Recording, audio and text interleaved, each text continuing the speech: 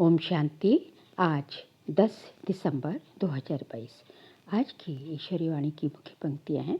मीठे बच्चे, तुम रूहानी अश्व हो, तुम्हें विजयी रत्न बनने की रेस करनी है। महारथी अश्व वह जो राजाई पाने की रेस करे। प्रश्न है, तुम बच्चों में सत्वप्रधान पुरुषार्थी कौन और तमोप्रधान पुरुषार्थी कौन है?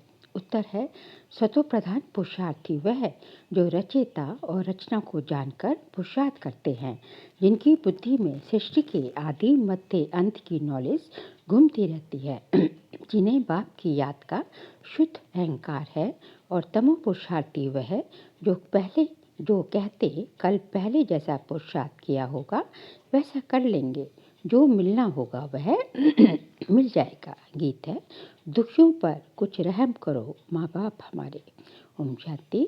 जब यहाँ बैठते हैं तो जितना हो सके बाप की याद में रहना है। कल भी समझाया कि सारा कल तुम देह अभिमानी रहते हो। इस समय ही एक बार देही अभिमानी बनना पड़ता है। देह अभिमान छोड़ वापस चलना है। ये कपड़े या तन बहुत पुराने हो गए हैं। ये देह का अशुद्ध अहंकार छोड़ना है। बाप को याद करना है। बाप को याद तो करते हैं परंतु पता नहीं कि हमारा बाप कौन है। कह देते हैं बाबा सर्वव्यापी है, भगवान सर्वव्यापी है, फिर तो पुकार भी ना सके। गाते तो हैं कि ओ गॉड फादर। जब किसी को दुख होता है तो गॉड को याद करते हैं। बुद्धि ऊपर चली जाती है। अगर भक्ति भगवान हो फिर तो भगवान को याद करने की दरकार ही ना पड़े, ना ऐसा कहना पड़े कि हे भगवान हम दुखी कंगाल हैं, भक्ति मार्ग में है दुख, इसलिए भगवान को याद करते हैं। मैं बच्चों को सुख देकर जाता हूँ तो उस सुख को भी सभी याद करते हैं। अविनाशी बाप अविनाशी सुख दे जाते हैं। अब तुम बच्चों का तीसरा नेत्र ज्ञान का खुला है, जिससे बाप रचयिता और उसकी रचना के आदि मध्य अंत को अच्छी रीति जान चुके हैं। कल जो घर में गीता पढ़ते थे उस गीता से रचता और रचना का नॉलेज नहीं मिलता था और ये रचना को भूल गए हैं। रचना को भूले तो रचना को भी भूले। बाप तीसरा नेत्र ज्ञान का देकर समझाते हैं, राजयोग सिखलाते हैं, जिससे तुम स्वर्ग के मालिक बनेंगे। गीता पढ़ने से कोई स्वर्ग की याद नहीं आ सकती। कितने लेक्चर करते हैं। अब तुम बाप से डायरेक्ट सुनते हो तो रात दिन का फर्क फील होता है। उसमें तो रचता और रचना को ही भूल जाते हैं।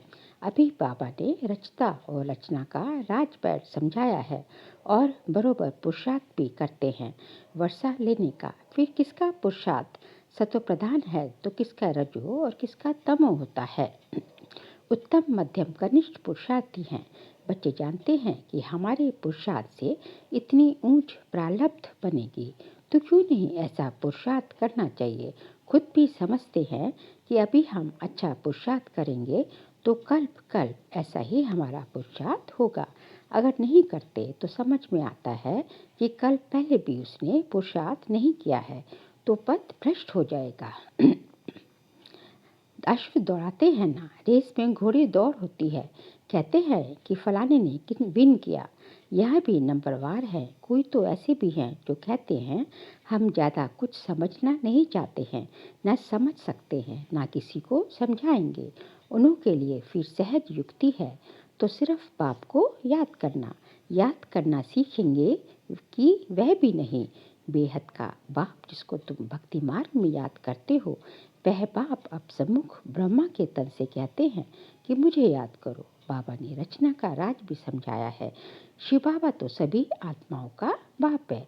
कोई भी आत्मा को प्रजापिता नहीं कहेंगे।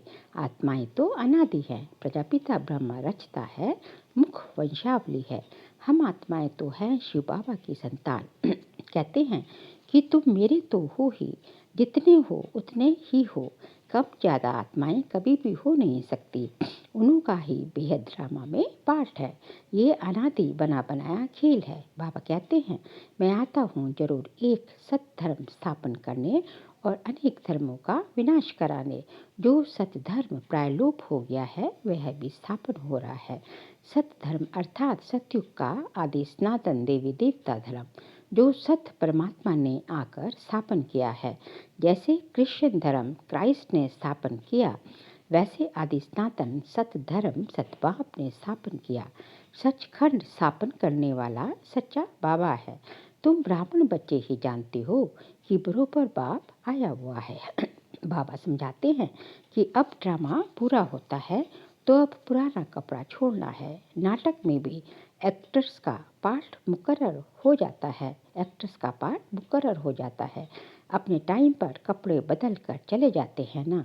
बाबा कहते हैं कि अब तुम्हारी आत्मा अपवित्र हो गई है। आत्मा संपूर्ण पवित्र हो जाए तो फिर उनको शरीर भी पवित्र चाहिए। इस शरीर में रहते आत्मा को पवित्र बनाना है, नहीं तो आत्मा को हम पवित्र कहाँ बनाएंगे। पवित्र यहाँ ही करना है। अब 5 तत्व भी तमो प्रधान है। आत्मा जब पवित्र बन कर्मातीत अवस्था में आ जाएगी तो फिर पुराना हिसाब किताब चुकता हो जाएगा। ये बात बच्चों की है, बच्चे ही सुनते हैं तो ब्राह्मण जरूर चाहिए। तुम जानती हो कि स्वर्ग की स्थापना कैसे हो, तो ब्रह्मा जरूर चाहिए। ये है ब्राह्मणों का कुल। कहते हैं कि मैं ब्रह्मा के तन का आधार लेता हूँ इन ब्राह्मणों को रचने के लिए। ये बातें तो तुम ब्राह्मण और ब्राह्मण ही जानते हो। ये है संगम युग की रचना। कितने गुह्य राज है। शुरू में बाबा इतने गुह्य राज समझाते थे क्या।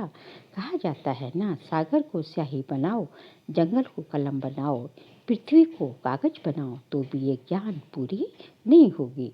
तुम बच्चे सुनते ही रहते हो। ये गुह्य बातें भी धारण उन्हों को होगी जिन्हों का पढ़ाई में अटेंशन है। बाप से वर्षा लेने के लिए कमर कसकर खड़े हैं। थोड़ा भी अगर संशय हुआ तो उड़ जाएगा। फिर अचानक किसको तीर लग जाएगा तो एकदम निश्चय बुद्धि हो जाएगा।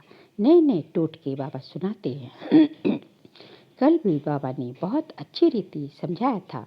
बाबा कहते हैं कि मैं परमात्मा परम धाम में रहने वाला हूँ, जिसको सुप्रीम सोल कहते हैं। यहाँ की आत्मा को कोई सुप्रीम कह न सके।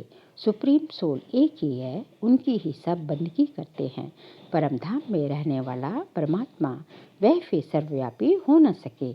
यहाँ तो दुख है, जन्म मरण है। परमात्मा तो जन्म मरण रहित है।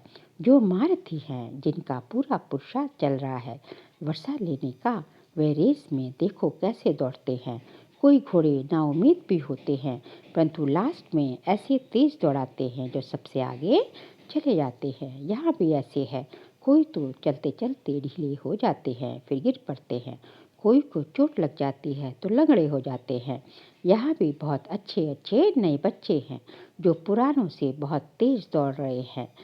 कईयों को पुरुषार्थ करने में ग्रहचारी बैठ जाती है। कोई पर कभी बृहस्पति की दशा बैठती तो कभी चक्र की, कभी शनिचर की, राहु की दशा भी बैठ जाती है तो कभी फायदा तो कभी नुकसान होता रहता है। बाबा खुद जानते हैं कि इस बच्चे पर ग्रहचारी है, इस कारण से ग्रहण लगा हुआ है। बाबा कहते हैं इससे पार होकर तीव्र वेगी बन जाओ। जब राहु का ग्रहण लगता है तो 2-3 वर्ष पवित्र रह फिर कर्मेंद्रियों से विकार में चले जाते हैं। बाबा कहते हैं काम महाशत्रु है, इस पर विजय पानी है। अच्छे अच्छे बच्चों पर भी ग्रहचारी लग जाती है, शादी कर लेते हैं, प्रण भी पहले करते हैं तो हम पवित्र रहेंगे, परंतु फिर गिर पड़ते हैं। कभी श्रीमत पर चलते तो कभी फिर उल्टी मत पर चल पड़ते हैं। बाबा बच्चों को अच्छी रीति जानते हैं। बाबा को कहते हैं कि बाबा हमारी अब रेस चल रही है। बाप कहते हैं खबरदार रहना, क्योंकि रेस हॉर्स है ना। देखो बच्चे, भविष्य 21 जन्मों का सुख मिलता है, ये कोई कम बात है क्या। भूल करने से फिर भविष्य सभी जन्मों पर ग्रहचारी या घाटा लग जाएगा। इसलिए बाबा कहते कि श्रीमत पर पूरा पुरुषार्थ करो।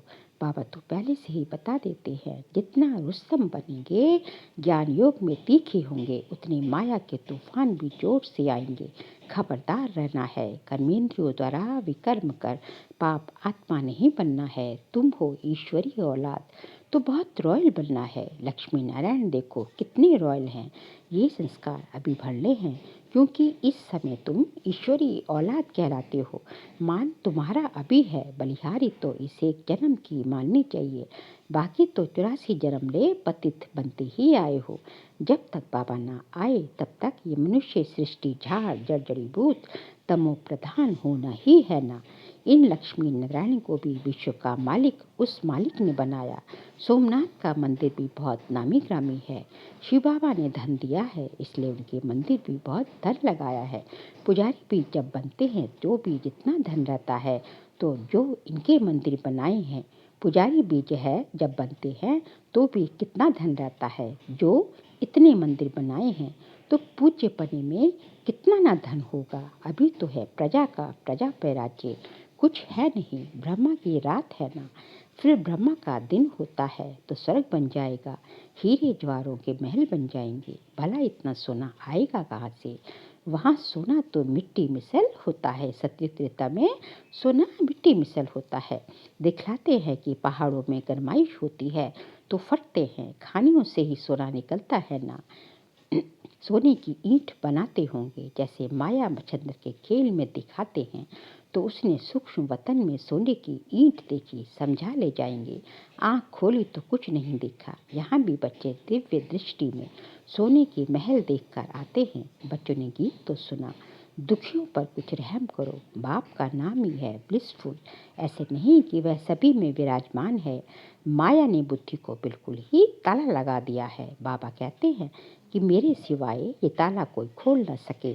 नंबरवार ताला उन्हों का ही खुलता जिनका कल पहले खुला है। उन्हों के पुरुषार्थ से समझ सकते हैं कि यह अच्छी सर्विस करते हैं। परमपिता परमात्मा ने जरूर कोई शरीर धारण किया होगा। उनकी पहली रचना है ब्रह्मा। ब्रह्मा के मुख द्वारा ब्राह्मण रचे। ब्राह्मण है छोटी, जगत अम्बा ब्राह्मणी है। ब्रह्मा ब्राह्मण है, शक्ति सेना ब्रह्मा ब्राह्मण ब्राह्मणी है। बाबा कहते हैं मैं ही नॉलेजफुल हूँ, मेरा भी ड्रामा में पार्ट है। मैं ही आकर तुमको रचता और रचना का राज समझाता हूँ। यहाँ तो बाप टीचर सतगुरु एक ही है, तीनों ही कर्म इकट्ठे करते हैं। सतगुरु साथ भी ले जाएंगे, ये गारंटी है। बाप सभी को सुख शांति देता है। बाप के तो सभी बच्चे हैं, ऐसे थोड़ी कि कोई को देगा और कोई को नहीं देगा। बाप तो सभी को माया की जंजीरों से छुड़ाने वाला है, इसलिए सब उनको याद करते हैं, स्वर्ग की स्थापना करते हैं, बाकी सबको मुक्ति में भेज देते हैं। ये तो बाप का ही काम है। अच्छा मीठे मीठे सिखिलते बच्चों प्रति माता पिता बाप दादा का याद प्यार और गुड मॉर्निंग। रूहानी बाप की रूहानी बच्चों को नमस्ते। हम रूहानी बच्चों की रूहानी बाप दादा को नमस्ते नमस्ते नमस्ते। सार के लिए पॉइंट्स है, कोई भी विकर्म इन कर्मेंद्र द्वारा नहीं करना है। संस्कारों को रॉयल बनाना है, माया के तूफानों से डरना नहीं है। ज्ञान योग में तीखा बनना है, श्रीमत पर कोई भी ग्रहचारी को पार कर तीव्र वेगी बनना है। उल्टी मत पर नहीं चलना है, खबरदार रह याद की रेस करनी है। आज का बाबा का वरदान है, हर कर्म योग युक्त युक्ति युक्त करने वाले कर्म योगी सो निरंतर योगी भव। हर कर्म योग युक्त युक्ति युक्त करने वाले कर्म योगी सो निरंतर योगी भव। कर्म योगी आत्मा का हर कर्म योग युक्त युक्ति युक्त होगा। अगर साधारण या व्यर्थ कर्म हो जाता है तो भी निरंतर योगी नहीं कहेंगे। निरंतर योग अर्थात याद का आधार है प्यार।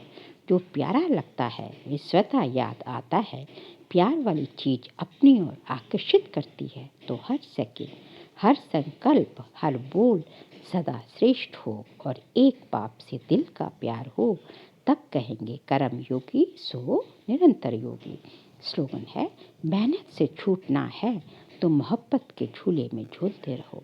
मेहनत से छूटना है तो मोहब्बत के झूले में झूलते रहो। बाबा कहते हैं कि यदि याद की यात्रा में मेहनत नहीं चाहते हो, मेहनत नहीं चाहिए, तो जो है बाबा से ऐसा प्यार हो, बाबा से ऐसा जो है मन की तार जुड़ी हो कि वो कभी छूटे। छोड़ो तो छोड़ना चाहो तो भी ना छूटे। बाबा की याद जो है सताने वाली हो, तो क्योंकि जो है सताने वाली याद होगी, जो याद जो है दिल की गहराइयों से होगी, उसमें मेहनत की तो बात ही नहीं है। वो तो स्वतः ही चीज़ जो है याद आती रहेगी। अच्छा, ओम शांति।